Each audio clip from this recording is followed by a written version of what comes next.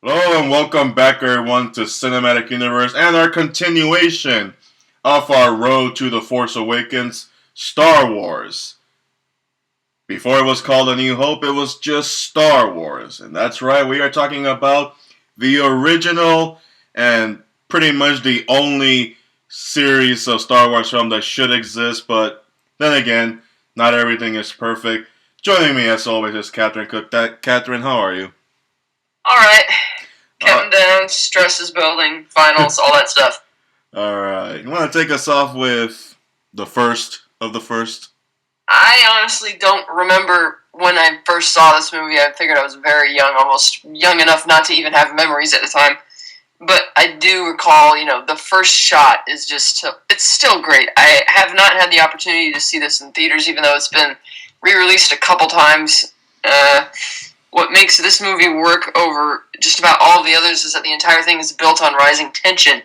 You begin with, the comic relief type bumbling droids who are the last characters who should be surviving this type of event, and yet they're leading the story, and the first 15 minutes or so where they're kind of in the lead is some of my favorite parts of the movie because their chemistry is just perfect, even though they're just robots, and one of which doesn't really, R2, you can understand kind of, you can imagine from the way C-3PO plays off of him what R2's probably thinking, that you get that R2's kind of the smartass and between the two of them. 3PO's a coward, always comes up with a million excuses why you shouldn't do something, and yet from there, you have Luke, and everybody knows the story. The classic hero coming from obscurity and rising up from nothing, and it's you go from there. You have his aunt and uncle killed, and it's just blah blah blah. It's just more and more attention. It just gets more and more, and the movie doesn't stop until after they go to the Death Star, rescue the princess, and when they get back to the Rebel base. To me, that's when the movie finally stops, because the Death Star is still coming for them, but by that point, given it's like a fairy tale fantasy type story, it was at that moment where the tension and excitement seemed to break for me. I wasn't as crazy excited about the final whole assault on the Death Star as most other people were. Yeah, it still looked cool, but the characters were so strongly written and so well performed by the actors that I didn't really care for seeing just all the spaceships fighting constantly for the climax. I wanted to see those characters bouncing off each other. One of the best scenes in the film is when you have Han, Chewie, Luke, R2, and 3PO hiding out inside that little communications room in the Death Star, and they're arguing about what they should be doing, and it's just it's funny. And you have like farm boy versus pirate who's going to come out on top, and then have more arguments inside the detention center and in the trash compactor. And, you have the cantina sequence, all this type of fun, crazy things that are bouncing off each other, and the characters are so well put that that's kind of what you remember from it. It's the characters that make it work. It's not the effects. It's not the action, and that's why I really thought that the tension didn't break until they rescued the princess, because that's when everything kind of slows down. And I liked that, of course, they still have somewhat of a satisfying ending for your villain. Of course, you're not going to kill him off because you need him for the trilogy, but they still kind of, have the space pirate come back in to bitch slap him pretty much in the end. R2 and 3PO finally getting polished up at the very end of the movie. It's kind of like a running gag, who's going to keel over first. I just love this movie. It's still my favorite of the entire saga because they're so well written characters. It's the perfect ensemble that you'd have leading the show. No one character seems to overpower another or doesn't really hog screen time. And not even when you move on to the sequels, the ensemble is still strong even when they're not together, and that's what I love the most about this movie. Yeah, and going back to how it starts, I mean, it's a very basic story. Here you have a farm boy, a very young farm boy, who is on Tatooine, our infamous desert planet where the most powerful of all warriors are born from. He wants more out of life. He wants more than just being a, a water farmer, I guess, or a mist farmer. Something that has to do with water, if I'm not mistaken. And Moisture farmer. Moisture farmer. There, thank you. A moisture farmer, and he feels like he wants to do more than just be that. There are parts in the movie where he's talking to Uncle Owen about he wants to go back to the academy, finally graduate, be a pilot, and all that stuff. And then along the way, he meets Obi-Wan Kenobi through happenstance because of the two droids and all that stuff.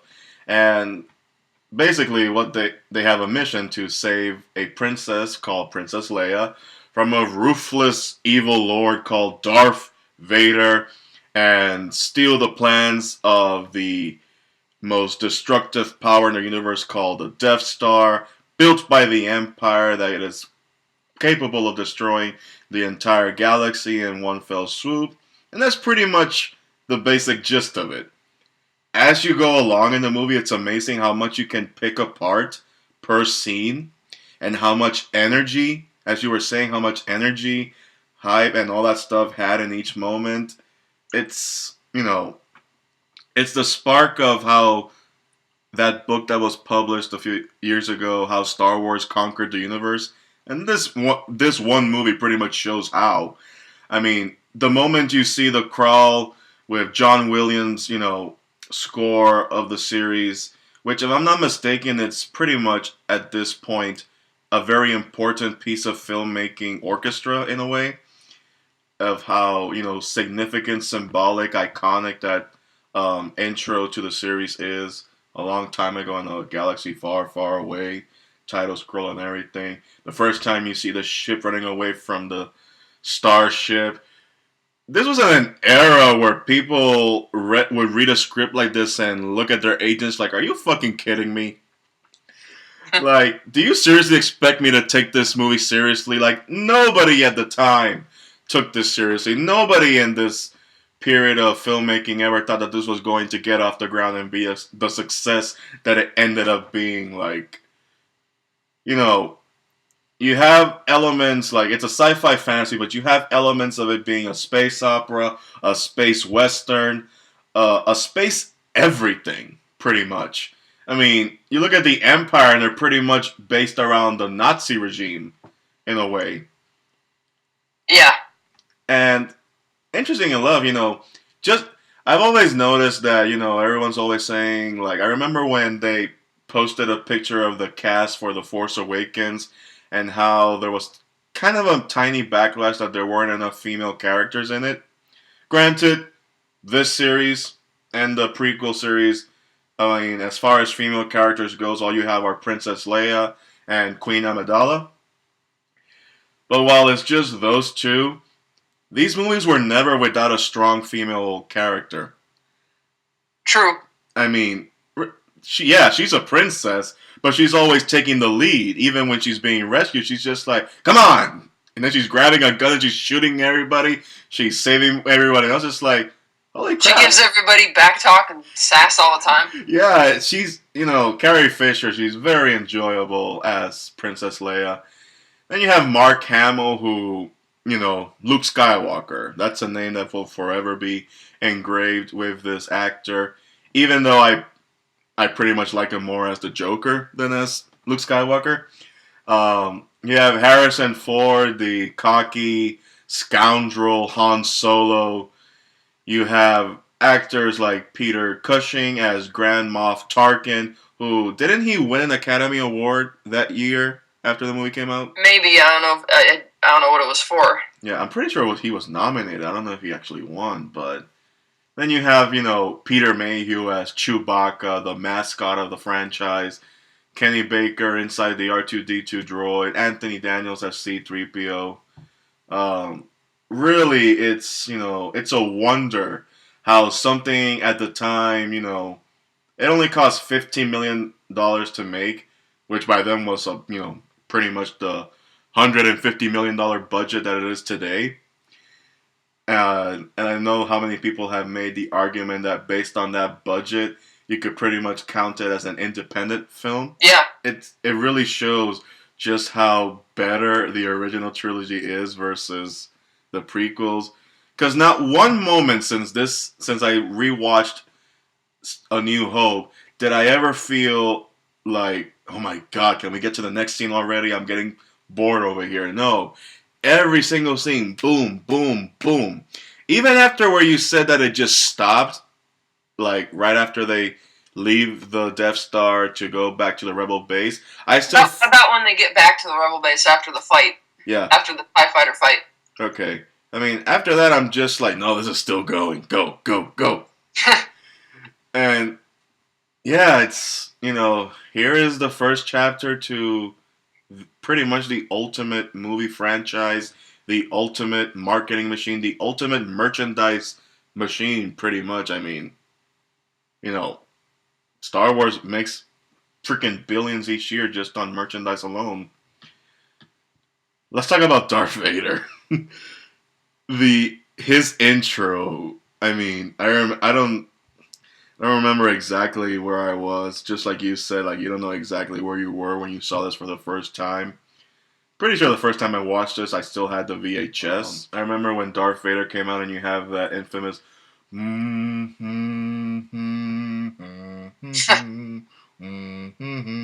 then he starts talking, and man, he just grabs your attention right there. I like that the only reason he has that particular iconic look is because Ralph McQuarrie asked George Lucas how Vader, because he didn't have a mask, unlike the Stormtroopers, so how's he supposed to walk through the vacuum of space from the Star Destroyer to the Rebel ship? And Lucas is like, why don't you just give him a mask?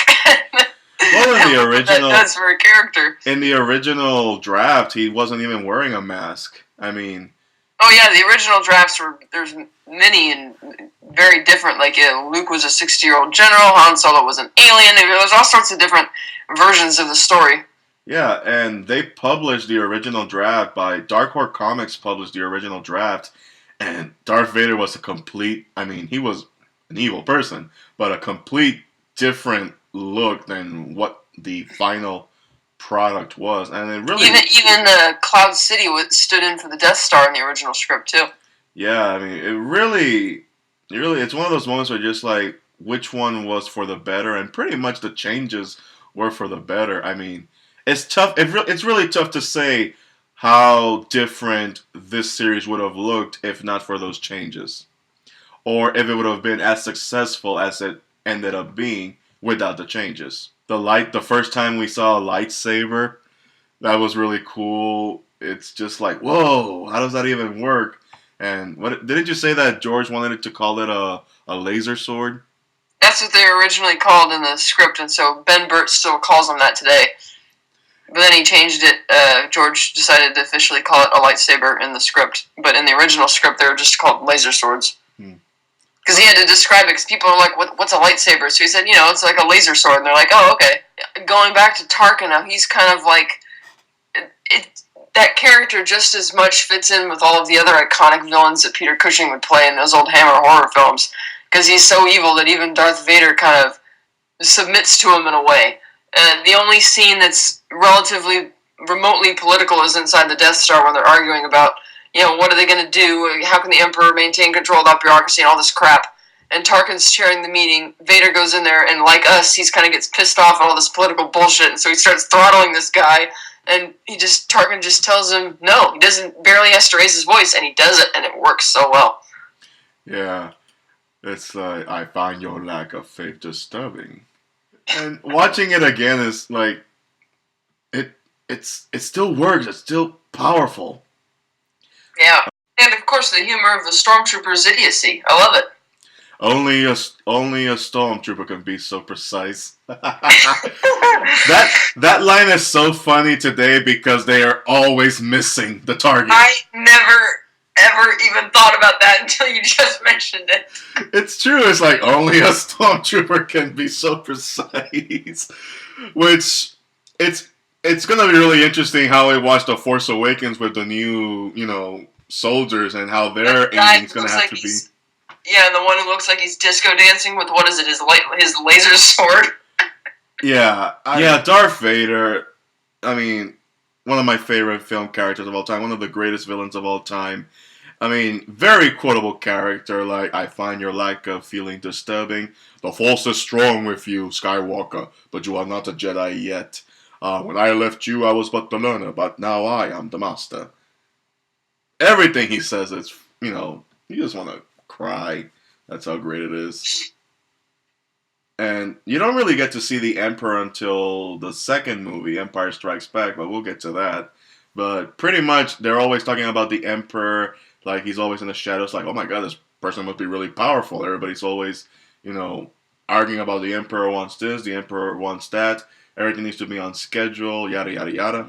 But they don't really, they only mention the Emperor once in the, in the original Star Wars. It's all Vader and Tarkin in that one. Yeah, you may fire when ready. Yeah, and even though Tarkin's, holding Vader's leashes, Leia says, Vader's still the commander of that show. Yeah, after reading those first 10 chapters of Darth Vader by Kieran Gillen this year, I've always felt that Vader just plays along. Like, you can give him orders, but at the end of the day, this man could pretty much annihilate you if he wanted to, and not give a damn about your rank. So yeah. I've always found, after I read As that... he demonstrated frequently in The Empire Strikes Back. Yeah. Especially when he jumps back and says, I'm here to make you... It's like when he gets back to the Return of the Jedi, and he lands, he's like, I'm here to make sure you're on schedule, Commander. And the other greatest movie character of all time, right up there with Darth Vader, is, of course, Han Solo. Ah, yes. She's the fastest ship in the galaxy, son. She can get us here and there in less than 12 parsecs.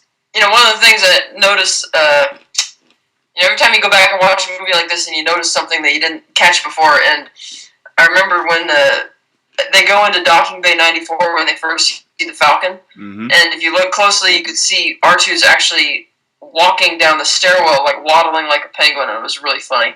Oh, I never noticed that. I'll probably have to rewatch it. And it kind of sucks that as I rewatched this movie, it was the special edition, the first special edition that came out, and it had all those horrible, very awkward added, corrections to it, CGI that really didn't need to be there, that pretty much looked like somebody crapped it out rather than actually work with it.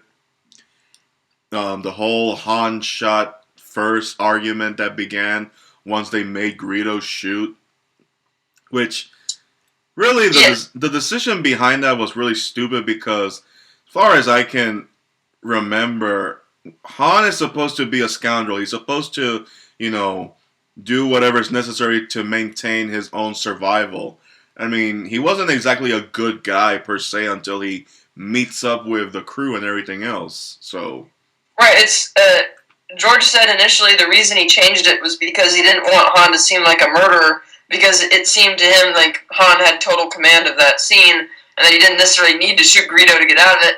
But people are like, dude, even if it isn't self-defense, dude, he's a pirate. Let him. The fact that even with Greedo shooting first, which doesn't make sense because the only reason Greedo missed the shot was because Han hit him first. The fact that Han just gets up from the table and just casually tosses the bartender money, saying sorry about the mess. I don't know if that makes it just as bad. Yeah, it really doesn't work well. And I've seen George Lucas photos of him wearing a T-shirt that says Han shot first, and it's not photoshopped; it's real. Yeah, at that point, he's just asking for it. But, this is a series that pretty much, when you think about it, at least up to the point of Empire Strikes Back, was made for adults, but kids could watch it.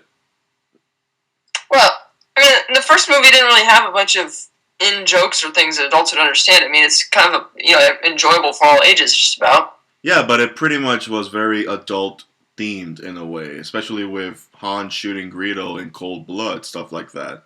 Like that's the kind of stuff that you would give for an adult audience, but not like hardcore enough that you would scare off a child. That's what I'm trying to, I guess. I wouldn't be scared off by that shit. I wasn't. Well, I wasn't either, but you're still shooting someone in cold blood. Yeah. Unless at that age you know what cold blood means and all that stuff. But, yeah, this is Star Wars, before it was called A New Hope. Good. And one last thing I remember is actually kind of funny is that in behind-the-scenes video from the making of Star Wars, or one of the various documentaries, Chewbacca actually had lines of dialogue that Peter would speak through the costume that wasn't just the growling or whatever, not just for the sake of helping with the timing of the scene for the rest of the actors, but to keep the subject on track. So he actually had written dialogue for whatever you would expect Chewie to be saying when he's speaking his native language, and I thought that was kind of cool, and I would love to get my hands on an original script copy which had that, because I'm not sure if it's been digitized. It probably has. Yeah, you'll probably have to check. You know how we always talked in the prequels how you pretty much didn't care about the characters because... Yeah. Too wooden and nothing to it. Yeah. Too plot-driven, not character-driven. Yeah.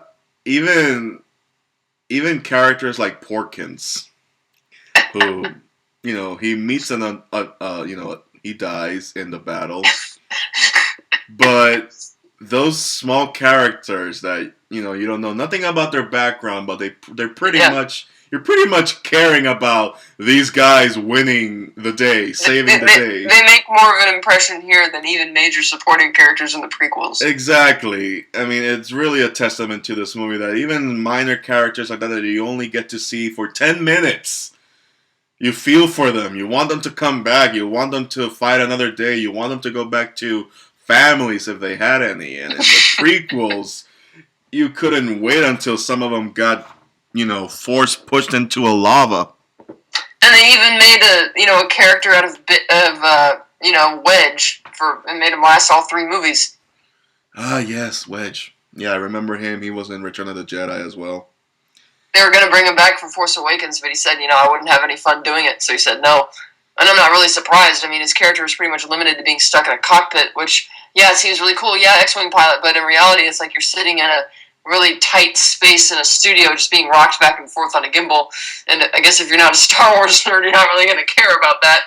Yeah, I think it's the same with the guy from Ghostbusters who said that it wouldn't make sense for him to come back if it's just for like a 1-minute scene. Harrison Ford said the same thing about, the new one. Like, why bother coming back if it's just going to be a cameo, or if I'm just going to be stuck inside the cockpit of the Falcon on a stage the entire time. It's like, if you bring me back, I want to do something. Fortunately, that's exactly what Disney wanted to hear. Mm-hmm. And we'll see how that plays out.